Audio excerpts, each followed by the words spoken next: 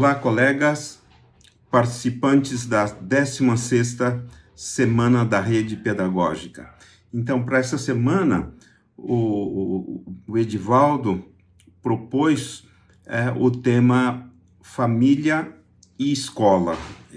Foi uma grande escolha que foi feita, porque, de fato, essas duas instituições, essas duas organizações são fundamentais para a vida das crianças e dos jovens. Novamente, eu tive o prazer, a honra de ser convidado para participar como um dos palestrantes da semana. E eu pensei assim, sobre esse tema, eu pensei em trabalhar 5 tópicos, né? O primeiro deles é falar sobre estilos relacionais, sempre pensando a mesma abordagem na perspectiva da família e na perspectiva da escola, né? Então, o primeiro tópico seria estilos relacionais, e nesse estilo eu vou falar sobre os chamados estilos parentais, de uma grande autora, psicóloga do desenvolvimento, chamada Diana Baurint, que viveu por 91 anos. Ela nasceu em 1927 e faleceu em 2018. E ela propôs 4 estilos parentais. E esses estilos parentais, eles tanto valem para os pais, para as mães, quanto para os professores e para os gestores que trabalham na escola, né? A segunda abordagem que eu gostaria de fazer é sobre características psicossociais do desenvolvimento da criança, e aí eu gostaria de retomar com vocês aquilo que eu já comentei um pouco em outras semanas, sobre a teoria do Erik Erikson, né? Eu gosto muito do Erikson porque ele propõe o que ele chama de dilemas psicossociais que se aplicam, né, ao longo do ciclo da vida. E, obviamente, eu vou comentar sobre aqueles mais relacionados às crianças e os jovens, ou seja, até os 18 anos de idade. A terceira abordagem que eu gostaria de fazer é sobre estilos culturais, né?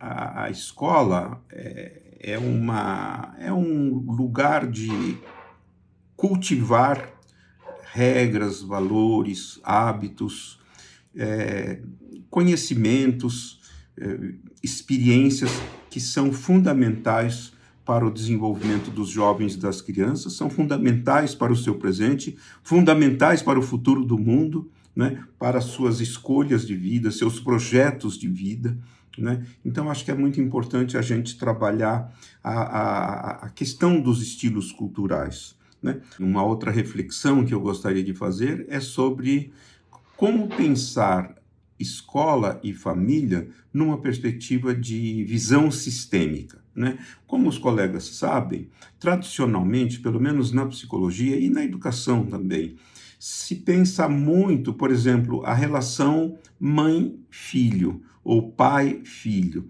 ou seja, de um adulto com uma criança num contexto recortado, né? E o mesmo vale para a escola. Você tem o professor e os seus alunos, ou o professor e um aluno em particular, ou então o professor e os seus conteúdos de ensino, seu magistério, as suas formas de avaliação. Ou seja, a forma tradicional é pensar não como esses sistemas, né? A família e a escola como um todo cuja soma é maior do que as partes, pensar em subsistemas, pensar na hierarquia desse subsistema, como eles se organizam e tal. Então, isso é outra abordagem que eu gostaria de fazer, porque eu acho que ela pode ser importante para a nossa reflexão dessa semana. E por último, eu gostaria de propor, né, uma reflexão sobre a escola e a família como promotoras do desenvolvimento da autonomia das crianças. a escola dos seus alunos, a família dos seus filhos ou filhas, né? E com isso, então, com esses 5 recortes de análise, eu penso poder, né, compartilhar com os colegas uma reflexão sobre esse tema tão importante que é família e escola.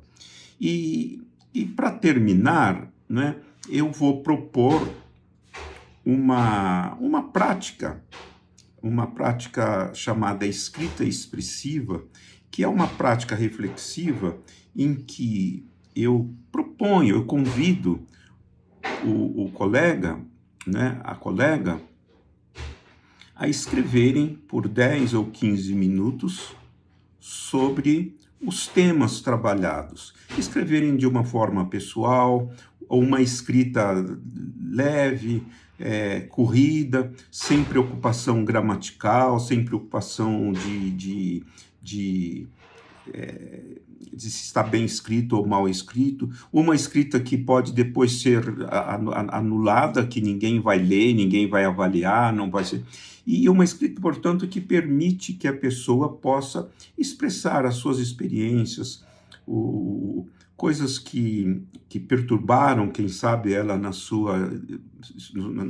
seu contexto de vida, na sua prática profissional, na sua atuação como pai ou mãe, ou então na sua experiência de filhos, né, e filhas de pais que, porventura, fizeram coisas que foram sentidas pela colega ou pelo colega de uma forma prejudicial, de uma forma que perturbou a sua vida, etc.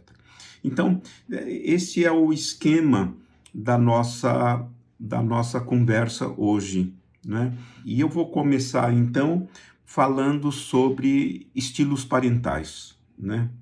Então, a proposta é nós comentarmos sobre estilos relacionais, ou seja, formas dos adultos, sejam eles professores, gestores, no caso da escola, sejam eles o pai, a mãe, ou um parente, um avô, um adulto qualquer que tenha vínculo familiar com a criança, né? Um vínculo de intimidade com a criança, um vínculo emocional, né? Social, de cuidado, de promoção daquilo que é melhor para uma criança enquanto filho, né? Filho biológico, filho adotivo, filho assumido como filho ou filha, né? Então, falar dos estilos relacionais nos permite pensar, né, formas, características de relação e as consequências dela para o desenvolvimento, para a vida, para o bem-estar, etc., das crianças e das pessoas envolvidas. Eu vou...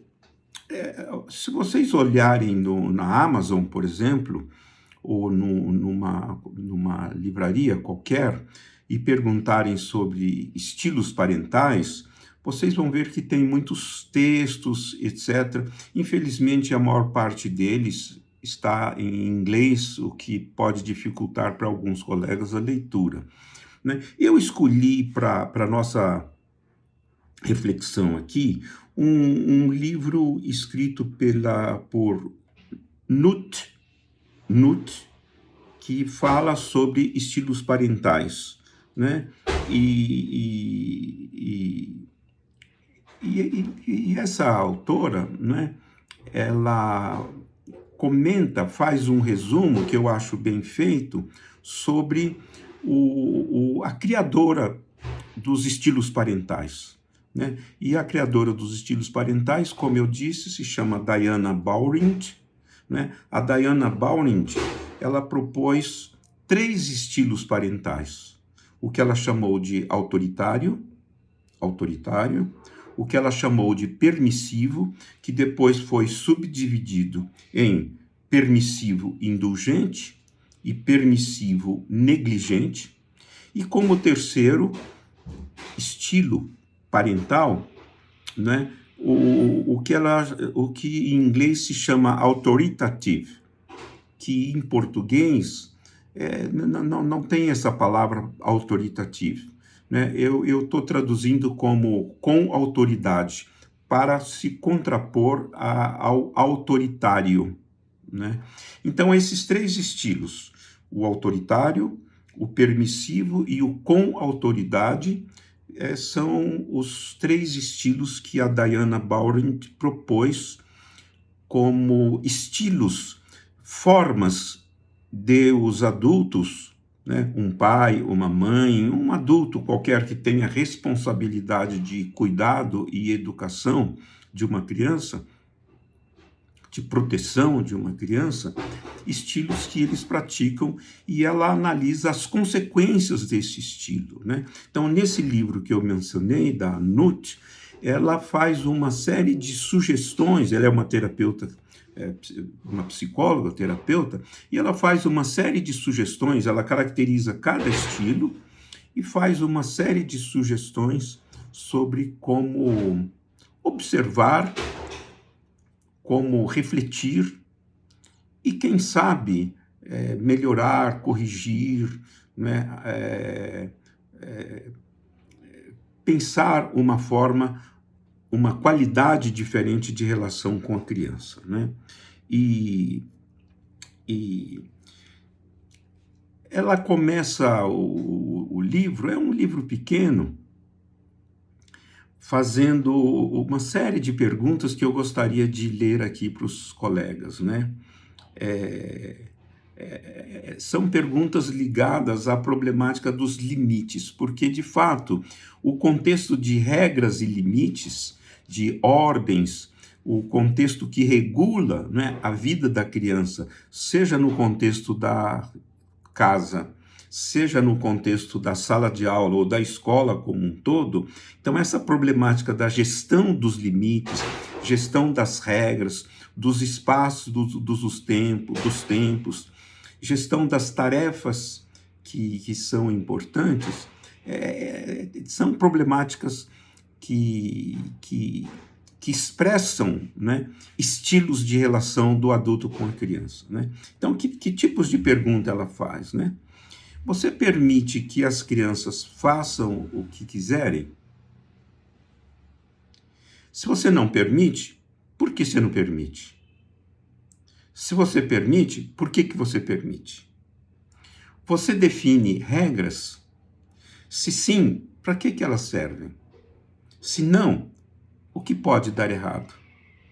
Você acha que uma criança tem que entender as regras ou simplesmente segui-las?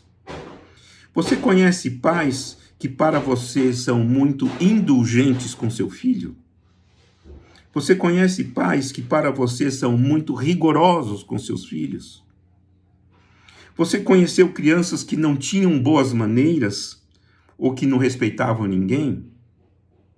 Você acha que os outros te acham muito rigoroso ou indulgente na sua forma de relacionar com as crianças? Seus filhos têm respeito por você? Seus filhos têm medo de você? Seus filhos gostam de você? Seus filhos costumam ser desobedientes? Seus filhos são punidos ou recompensados com frequência? Obviamente, eu usei a palavra filho ou filha. A gente pode substituí-la por aluno ou aluna, pensando no contexto da escola. Então, a minha primeira proposta aí é que os colegas, né, pode ser sozinho ou numa roda, se vocês preferirem, numa pequena roda, discutam essas questões de uma forma livre, não culposa, não auto-recriminadora, não crítica no mau sentido, mas de uma forma sincera, simples, analítica, né? Como é que você pensa essas perguntas como um professor ou professora, ou um gestor? Como é que você pensa essas perguntas? Como pai ou mãe? Ou como é que você pensa essas perguntas como filho, né? O que seus pais, sua mãe, seu pai, as pessoas que cuidaram de você faziam em relação a essas questões, tá certo? Então essa é a primeira proposta. E se vocês quiserem, depois eu vou comentar sobre isso, a minha sugestão é que vocês considerem essas perguntas no que eu vou chamar de proposta de prática expressiva como última tarefa para esse nosso curso.